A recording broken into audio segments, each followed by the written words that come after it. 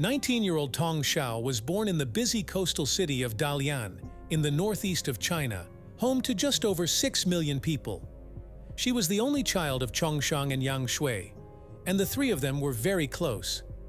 They were all hard workers, and Tong had shown tremendous promise from a young age.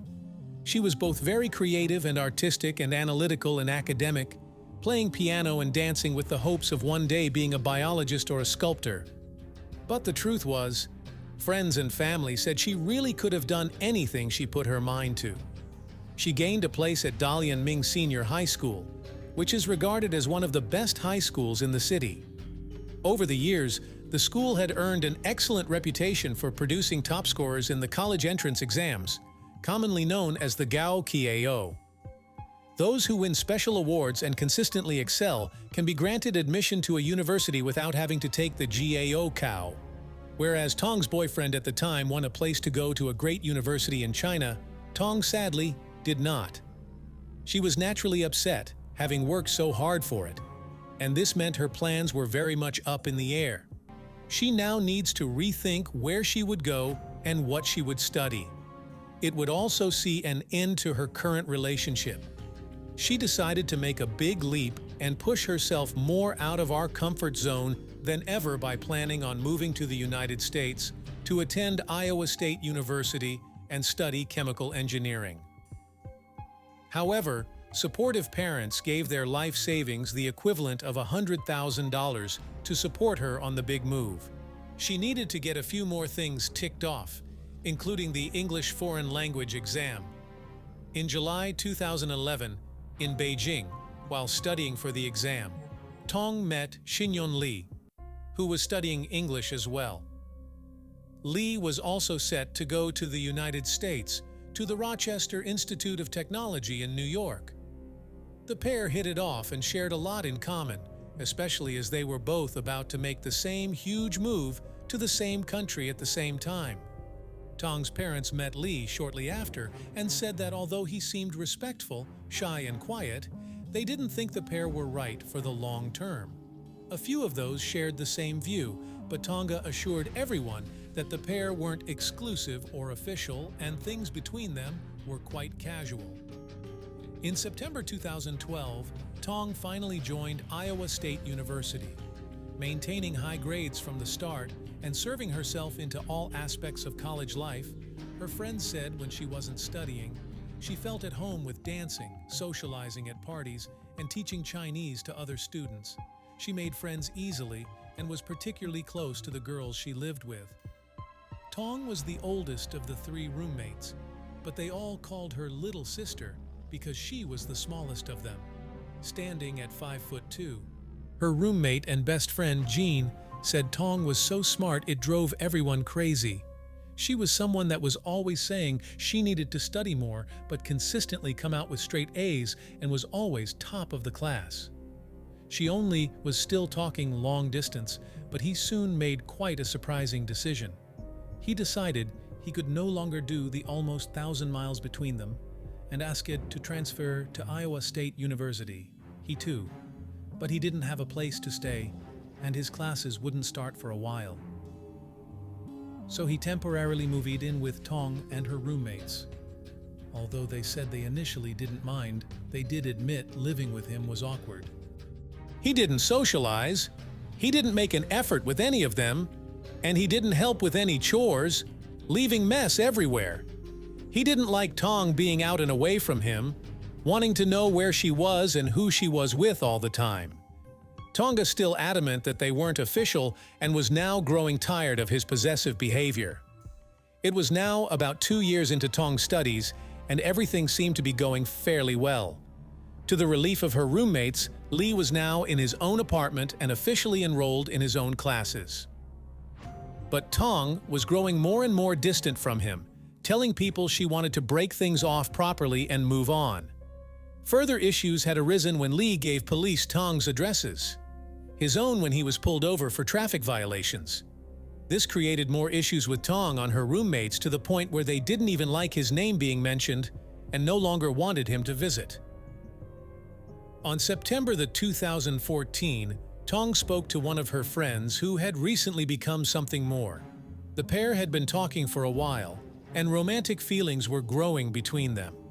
She said the relationship between she and Lee was just causing issues, and she wasn't happy, and hadn't been for a long time. However, she and Lee had pre-planned a motel break that weekend. She said she was going to go and work everything out when she was back, but it was looking likely that she and Lee would be parting ways. Days later, on the night of September 7th, Tong's father sent her a text message. She had told him she was trying to replace a pair of glasses that she'd lost, and he was reaching out to see if she got new ones. The response he got was short and blunt, saying she had borrowed a pair from a friend. He asked if they could talk via video, having not caught up in a while, but she said she was too busy. It was an odd series of messages, and he was a little sad that she had rushed off the phone. One of her roommates then also got a text, but this one had been sent from Lee's phone at 1:30 a.m. It read, "Hey, I'm still in Iowa City, but I lost my phone, so I'm using Lee's. He has a family emergency and may have to fly back to China today. So I'm going to catch a bus to Minnesota and visit some friends there. I'll be back in a week, keeping these phone with me, but is running out of battery." Monday, the 8th of September, 2014. As Monday morning came around, people were surprised to see that Tong could not come back home, especially as she had classes. Surprise became concern, however, when several more days would pass and she was still off the grid. Her friends and roommates decided to all come together to find out who, if anyone, had actually seen or heard from her on her phone over the last week. But no one had, and none of her friends online had heard anything either. Her roommate, Jean, contacted a few people she knew in Minnesota via social media, and they drew a blank to saying unless they just hadn't crossed paths in town. She didn't arrive there to see them on September 18th with a bad feeling in the pits of their stomachs. Her roommates filed a missing persons report. Police initially wondered whether Tonga perhaps gotten homesick and gone back to her parents, saying this wasn't uncommon, especially with international students. But they quickly realized this was not the case for Tong. There was no evidence to suggest that she had left the country, and there was also nothing to show she had taken that bus to Minnesota. Detectives tracked down the other student that she had recently started talking to, but he knew nothing either. Whatever they had between them was very new, and he said he didn't even really know her well enough yet to recognize that this was out of character. Hence the reason he hadn't reported her missing. He was able to give them an alibi, which checked out. Students and locals were now sharing missing persons, flyers, and social media posts as well. Tong's disappearance had really rattled the campus and the community, using card transactions and going off what her roommates had said. Authorities found that Tong and Lei had made the trip to purchase an inn suites, checking into room 218 on September the 5th, just as they had planned. The hotel owner can confirm this too. He actually knew the couple reasonably well, saying they had been there before, and there was nothing unusual about them coming to stay that weekend. On September the 6th, Chen said he saw Tong walking around the lobby by herself. The couple were also picked up on CCTV at a gas station, buying some bottles of water. Nothing seemed off, and it didn't look like anyone had followed the pair in or out. However, on the morning of Sunday, September the 7th, Ken said he had noticed that Tong's car was now gone, and as the room was now empty, it seemed the pair had left in the early morning hours of September the 6th, but no one had actually checked them out officially. While the hotel had cameras, annoyingly, there was a glitch in the system, and any footage of them checking out had not been picked up. Ken said, although there was nothing unusual about checking out of the hotel early. Normally, the couple were late to check out and had to be asked to leave. So knowing this, it did seem a little odd that he hadn't seen them go. Authorities searched Tong's apartment where they found a receipt for a cashier purchase, which gave them her number plates. They sent the make, model, and plate numbers to other police departments in the area, hoping for a hit. They obtained a search warrant for both Lei's apartment and the motel room. Lee's apartment was a total mess. Everything was everywhere, and it looked as though He had packed up some of his belongings in a hurry. In the motel room, on some of the walls in the headboard, were some very small, dark-colored splatter marks, but without having any evidence to suggest anything had happened. To get the authority to start swabbing and collecting samples was going to take a while. They also had to deal with the issue that other people had stayed in that room after Lee and Tong. They looked into the rest of Lee's phone history. If his phone was still with Tong, this would give them more locations to look at between September the 5th and September the 8th. Several calls had been made to someone called Paul, most to be made from Ames in Iowa, and none have been made from Minnesota. One stood out as it had actually been made all the way from China. They did have the tax which indicated LEI had gone to China, but this didn't add up with Tong having his phone. The message that had been sent to Tong's friends, which said that she was still in Iowa City, had actually been sent when the phone was in Chicago. And it was confirmed that Lee had been in Chicago for his changeover flights, which turned out to be delayed from here. Not willing to wait in Chicago, he went to Los Angeles instead and flew to China from there. He clearly still had his phone, not Tong. Paul, the man who had received so many calls, agreed to do an interview with the police. He told them that Lee had reached out to him asking for help to buy a ticket to China. Paul was confused as he knew that Lee still had classes. But Lee said it was an emergency and didn't elaborate any further. Paul asked him if he needed a return ticket, but Lee said no. Police now knew that something bad had happened to Tong, and Lee was now an official person of interest in her disappearance. September 26, 2014, a call came in to say that Tong's 1997 Toyota Camry had been located. It was parked under a tree near some apartments just outside of Iowa City. One of the apartments nearby belonged to Lee. Residents said that the car had been there for weeks, and there was now a pungent smell coming from it. Officers now needed to wait for a warrant to open the car, but the smell coming from inside was one they knew all too well. When they finally were able to open the trunk, they saw a suitcase, and the smell got worse. Inside the suitcase was an already badly decomposing body. There was a dumbbell inside the case as well, and a bloody towel wrapped around the person's head. Well, at this point, we're not going to know for sure until we do the autopsy. Certainly, the time we spent looking for the vehicle, it took some time to figure out, what vehicle we were looking for. It's unfortunate it had been this way. Although testing needed to be done, they knew it was Tong Sha. Iowa State University student. An autopsy has now confirmed that a body that was found in Iowa City is that of Tong Sha. She was last seen in Iowa City September 8th. Police are not saying how she died. Tong Sha's body was found in the trunk of her own vehicle on Friday. Iowa City police now say they are looking for a person of interest identified as 23-year-old Jiangnan Li, a Chinese international student at the University of Iowa. The Iowa City Police Department believes that Li has returned to China now, but are still awaiting official confirmation.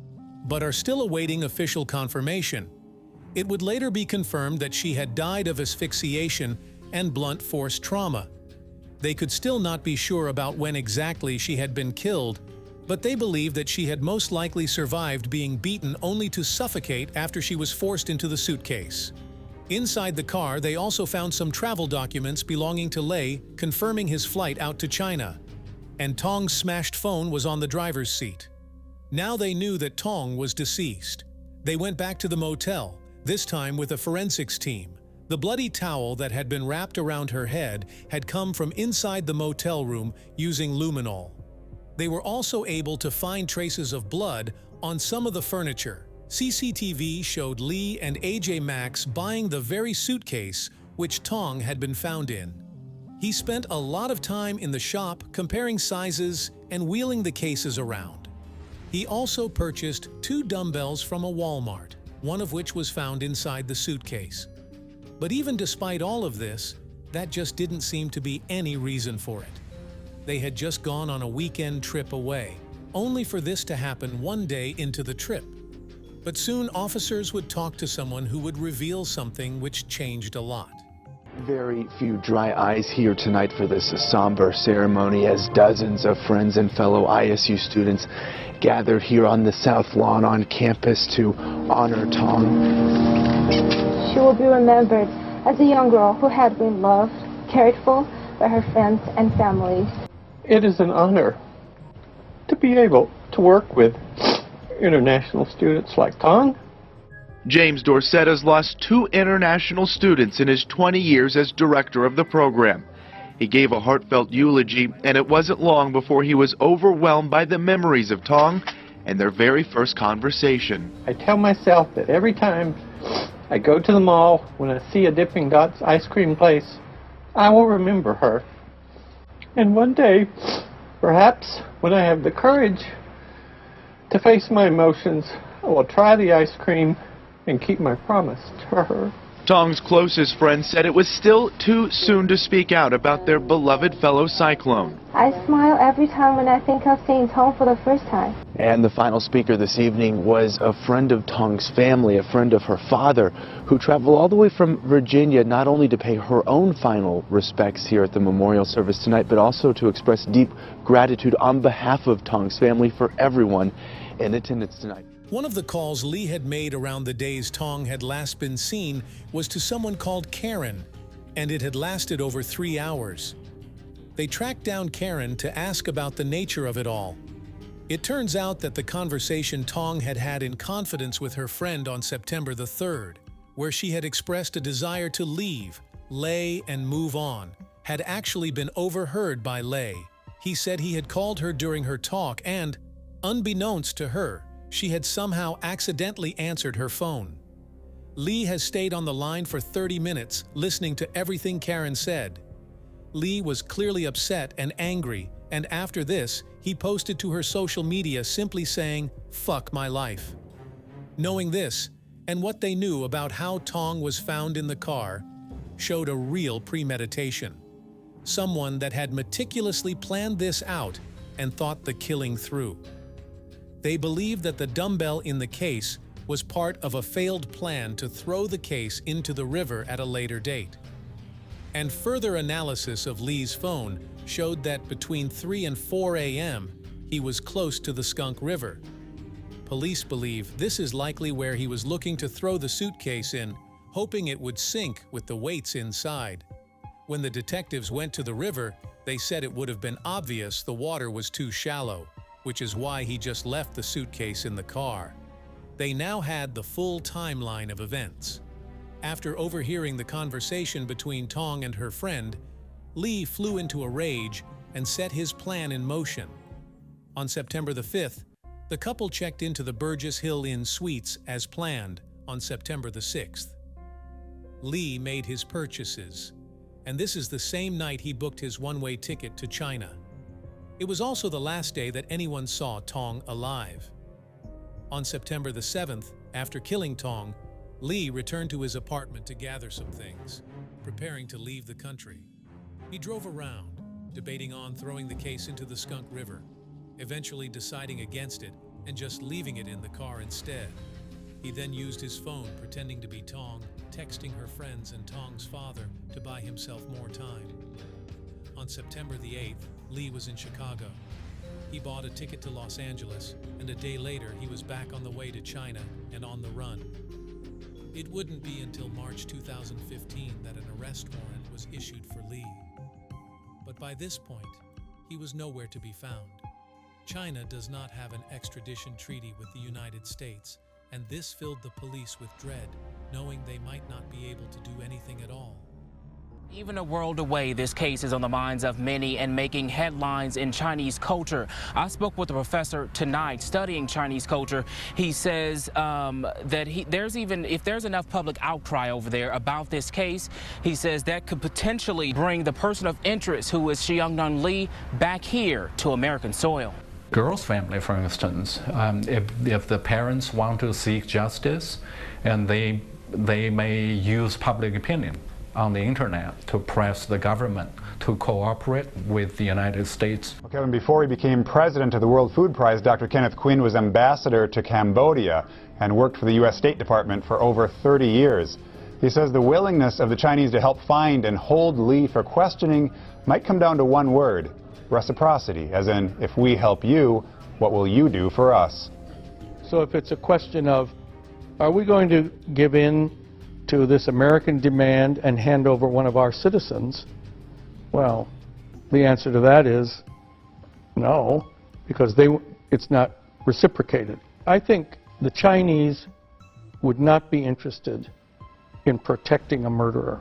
This is their citizen that has been killed in another country. They will certainly want to have that resolved. Ambassador Quinn says one possible scenario could be the Chinese requesting to run this case through their own legal system, since the person of interest and the victim are both their citizens. He says he doubts the Chinese would just turn Li over to the U.S., but as you heard Quinn say, there could be some diplomatic solutions, more informal ideas where both governments agree to something beneficial for both sides. Detective Gonzalez, who had been leading the investigation, was determined to get justice for Tong and her family. He said, "The one clear message I wanted to send is, if something horrible happens to you like that, no matter what it takes, we're not going to stop. I don't care where you're from, what country you went to, where you fled to, we're just not going to stop." He, along with the district attorney in Iowa, contacted the Chinese authorities and the embassy to their relief. They agreed to help from overseas and said they would track Li down and sort out the arrest there. They issued a press release, and it was now national news in China. People on social media were sharing pictures of Li's face, and the hashtag finally was trending. In May 2015, Li, who had been hiding out in one jail and knowing there was no way out of it, finally surrendered, and he was taken into custody. Chinese authorities now needed everything from the detectives in Iowa in order to get the case officially transferred over to them. And in June, Li was now officially under arrest and set to be tried in China for intentional homicide. 1 year later, Li pleaded guilty, saying he had been irrational and impulsive. His story was that Tong had attacked him, and in self-defense he had killed her. He denied any level of premeditation, claiming he was always going to go back to China. And it just all happened at the same time. He maintains that he was very much in love with Tong and was devastated that she didn't feel the same about him. The whole hearing lasted just 6 hours, and Tong's parents were asked not to be present in the courtroom, but this did not stop them. With Tong's mother bursting through the doors at one point in a frantic state, she said her life was meaningless. Now, and she was feeling nothing but bitterness. Li's parents met with Tong's parents, where they begged for forgiveness on behalf of their son and agreed to pay $2 million, the equivalent of about $300,000 in compensation. The verdicts for intentional homicide ranged anywhere from 10 years in prison to the death penalty. And Tong's parents said they were hoping for the latter when it came to it. Her father said a Chinese saying goes, a murderer should pay for his crime with his life. A murder investigation that shocked Eastern Iowans and crossed international borders is a closed case tonight. Former University of Iowa student 24-year-old Zhang Yan Li will spend the rest of his life in a Chinese prison for killing his girlfriend. In June 2016, Li was handed a life sentence which could later be reduced to 13 years and a Chinese law. But as always, whether this would actually happen or not remains to be seen. I was very pleased with the outcome. He received the sentence he would have received had he been convicted of the same offense in Iowa. And so it felt like justice was served in China the same way it would have been served in the United States. I felt that the evidence was very strong in the case, so I wasn't surprised at all at the outcome, but was pleased that he wasn't given a lesser sentence, or frankly that he was given a harsher sentence of the death penalty, because he would not have been subjected to that in Iowa. So having him receive the same sentence he would have received in Iowa, I thought was appropriate.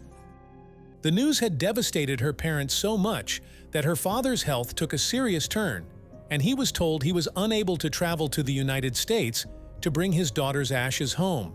Detectives back in Iowa said that the case set a precedent for how the United States and China can cooperate on international crime investigations.